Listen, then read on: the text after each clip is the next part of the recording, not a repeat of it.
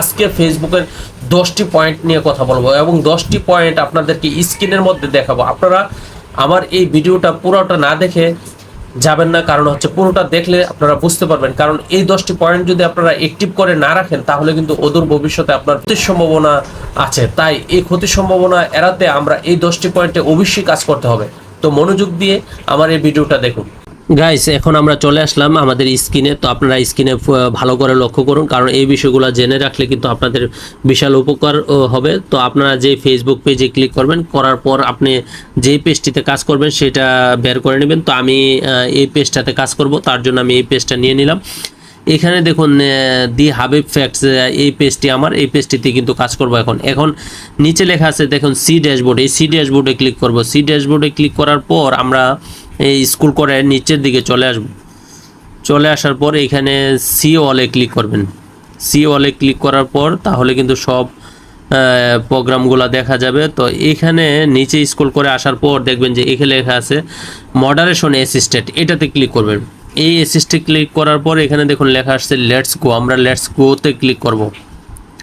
করার পর এখানে দেখুন অ্যাড অর এডিট ক্রাইটেরিয়া, এই অ্যাড অর এডিট ক্রাইটেরিয়াতে কিন্তু আমরা কাজ করব। এখানে অ্যাড বাটনে ক্লিক করবেন। অ্যাড বাটনে ক্লিক করার পর আমরা প্রথমে কাজ করব লিঙ্ক ইন কমেন্ট, মানে ক্রাইটেরিয়া অফ কমেন্ট, এগুলো আগে পূরণ করব। তো এটা দেখুন লিঙ্ক ইন কমেন্ট মানে কোনো লিঙ্ক দিয়ে কমেন্ট করবে এই ধরনের আমরা চাই না, তো এটা আমরা অ্যাড করে দিব। তারপর আবার অ্যাড বাটনে ক্লিক করব। অ্যাড বাটনে ক্লিক করার পর আবার এখানে লেখা আছে ইমেজ ইন কমেন্ট, কোনো ইমেজ ভালো হোক মন্দ হোক, অনেকে খারাপ ইমেজ দিয়েও কিন্তু বিভিন্ন ধরনের কমেন্ট করে, তো এই ধরনের কমেন্ট আমরা চাই না, তো আমরা এটাও অ্যাড করে দিব। তারপর আবার অ্যাড বাটনে ক্লিক করব। অ্যাড বাটনে ক্লিক করার পর আমরা এই যে দেখুন প্রফেন্টি ইন কমেন্ট, এই ধরনের কমেন্টও আমরা চাই না, এটাও আমরা অ্যাড করে দিব। তারপর আবার অ্যাড বাটনে ক্লিক করব। অ্যাড বাটনে ক্লিক করার পর এখানে দেখুন link to a specific site, বিভিন্ন সাইট থেকে লিঙ্ক শেয়ার করে আমাদের কমেন্ট বক্সে, তো আমরা এই ধরনের কমেন্টও কিন্তু তাদেরকে দিব না অনুমোদন, তার জন্য আবার এটা অ্যাড করে দেব। আবার অ্যাড বাটনে ক্লিক করার পর আবার নিচে স্ক্রল করে আসবো, এখানে লেখা আছে ভিডিও ইন কমেন্ট। তো বিভিন্ন ভিডিও ও আপলোড করে দেয়, আবার বিভিন্ন কমেন্ট করে, তো ভিডিও ইন কমেন্ট এই ধরনের আমরা কমেন্ট কিন্তু চাই না, এটাও আমরা কিন্তু অ্যাড করে দিব। তারপর আবার অ্যাড বাটনে ক্লিক করার পর আমরা নিচের দিকে আসে, তো এখানে লেখা আছে কিওয়ার্ডস ইন কমেন্টস, কোন ধরনের কিওয়ার্ডস আপনাকে কমেন্ট করতে পারবে না এই ধরনের কিন্তু আপনারা অ্যাড করে রাখতে পারেন। তো আমরা এটা কোনো কিছু করলাম না, তো আমরা এমনিতেই অ্যাড করে দিলাম।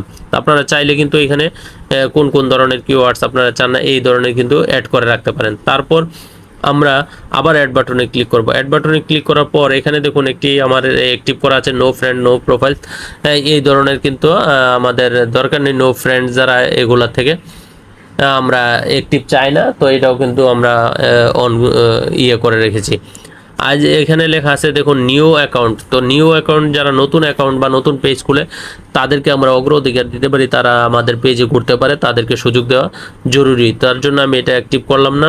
এখানে দেখুন লেখা আছে no profile picture, no profile picture, এটা কিন্তু আপনার যারা অনেকেই আকাশ বাতাস আগডুম বাগডুম নাম দিয়ে রাখে তাদেরকে আমরা দরকার নেই, তারা হ্যাক আইডি বা রিয়েল আইডি না, তাদের জন্য কিন্তু আমরা এটা বন্ধ করে দিব যে এই ধরনের আকাশ বাতাসের দরকার নেই আমাদের, যাদের পিকচার নেই যাই হোক বা অথেন্টিক কোনো আইডি না।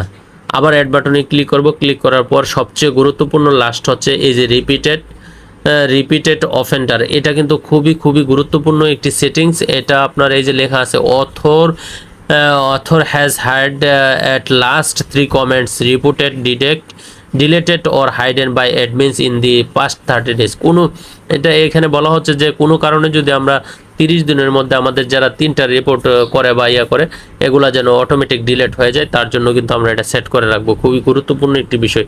তো বন্ধুরা আপনারা এইভাবে কিন্তু এই কাজগুলো করে রাখবেন, তাহলে কিন্তু অনেকটাই আপনার পেজ কিন্তু সুরক্ষিত থাকবে।